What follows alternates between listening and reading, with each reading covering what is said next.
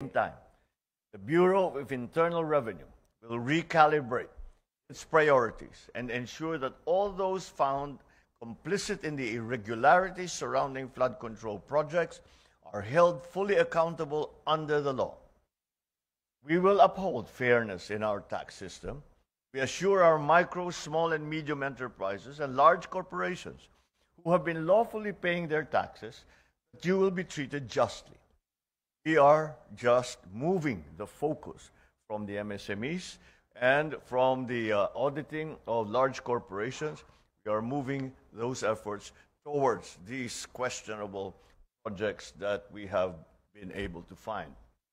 The Department of Finance has also instructed the BIR to look into the possible exemption of certain taxpayer segments from the obligation of withholding and remitting creditable withholding taxes, and the simplification and lowering of the applicable creditable withholding tax rates. With this, we hope to provide relief to majority of our taxpayers burdened by complex tax compliance requirements without revenues to be foregone.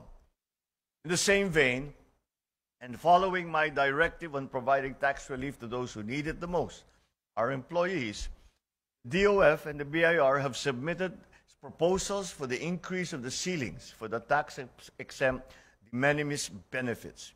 As an example, the uniform and clothing allowance of more than 7,000 pesos per year is subject to tax.